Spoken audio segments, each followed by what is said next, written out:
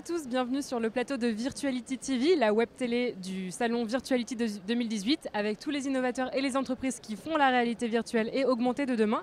Je suis avec Déborah Papiernik. Bonjour Déborah. Bonjour. Donc vous êtes en charge des nouveaux business chez Ubisoft. Est-ce que vous pouvez nous expliquer concrètement en quoi ça consiste ?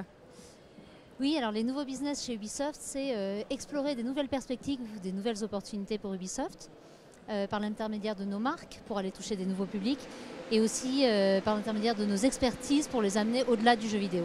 Donc ça se traduit par des choses qui sont très très différentes.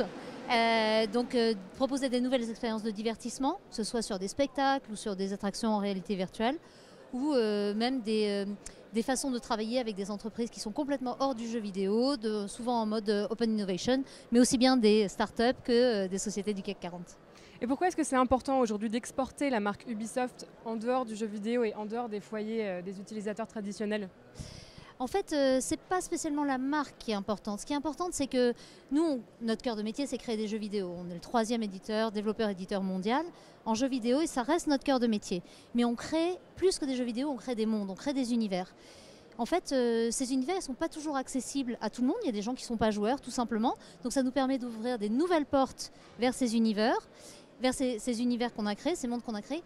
Et de la même façon, ça permet aussi d'aller proposer à nos fans qui connaissent déjà nos marques d'autres façons d'expérimenter ces univers. Du coup, on le fait déjà dans le cinéma, on le fait dans la BD, on le fait sur les séries télé avec les lapins crétins par exemple.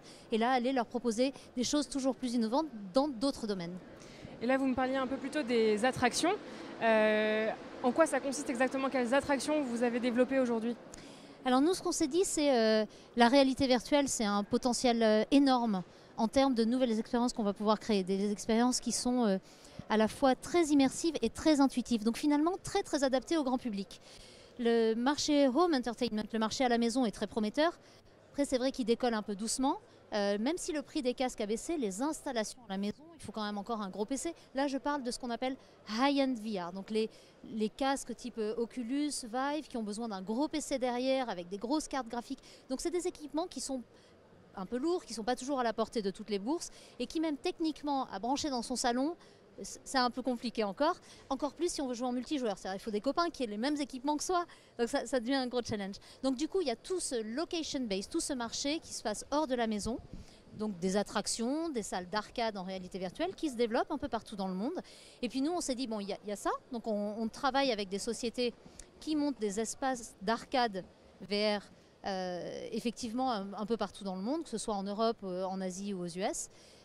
Et en plus de ça, on crée aussi des attractions qui sont des choses très très spécifiques qu'on ne peut faire que hors de la maison.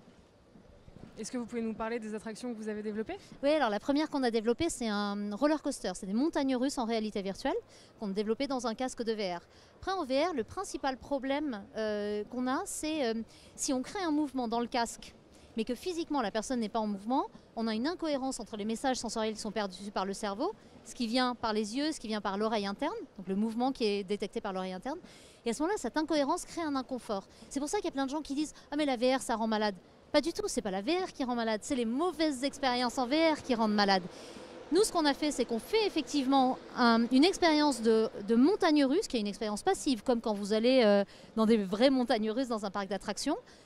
Vous faites cette expérience de montagne russe et en même temps, vous êtes sur un fauteuil à vérin qui bouge et le mouvement du fauteuil est complètement coordonné avec ce que vous voyez dans le casque. C'est que les messages sensoriels sont les mêmes et vous avez une expérience qui est cohérente, qui est confortable, du coup, qu'on amplifie encore avec un système de ventilateur qui donne l'impression de vitesse. Et à ce moment-là, le cerveau dit « Ok, les messages sont cohérents, je peux en profiter, je peux me lâcher. » Et là, j'ai effectivement l'impression d'être physiquement sur des montagnes russes. Donc c'est quelque chose qui est beaucoup plus immersif que le jeu vidéo un peu classique. C'est immersif différemment, parce que là, c'est une expérience de 3 minutes. Donc c'est une immersion qui est très courte, qui est passive, qui est basée vraiment sur des sensations. Donc sensations visuelles, sensations de vent, sensations de mouvement. Alors que le jeu vidéo, si vous jouez à un Assassin's Creed, il y a une richesse telle que l'immersion, elle est là, il n'y a aucun doute. C'est juste des immersions qui sont très différentes et qui là sont adaptées à des expériences courtes, plus sensationnelles, on va dire. Et est-ce qu'on pourrait imaginer qu'elle soit déclinée chez les particuliers à terme ? Ça paraît compliqué parce que là on parle quand même de sièges qui sont de fauteuils vérins qui sont très chers. Du coup ce qu'on a fait nous c'est au début on avait fait des installations à plusieurs endroits. Donc on a un petit parc d'attractions pour enfants à Montréal, un petit parc familial sur le thème des lapins crétins. On l'a mis à cet endroit-là, on l'a mis aussi MK2 bibliothèque, on l'a mis aussi chez Viveland. On l'a mis à plusieurs endroits comme ça mais à chaque fois il fallait des sièges, il fallait des PC, il fallait tout configurer. On s'est dit si on veut vraiment passer à la vitesse supérieure, il faut qu'on arrive à faire un partenariat avec un spécialiste du monde des attractions. Et c'est ce qu'on a fait. Donc on a travaillé avec LA Games qui est australien et qui est fabricant de bornes d'arcade, en gros de jeux d'arcade. Et on a développé avec eux un pod de place où tout est intégré. Donc les PC sont là mais ils sont cachés avec un système de réfrigération pour que ça ne chauffe pas. Les vérins sont bien dans les sièges, le son arrive par les casques, les ventilateurs sont intégrés, les capteurs pour le casque sont aussi intégrés, les gens ne se rendent même pas compte qu'il y a des capteurs. Et on a réussi à faire un pod de place qui est complètement autonome. Il n'y a plus qu'à payer, il y a un système de paiement intégré et qui en plus fonctionne sans opérateur.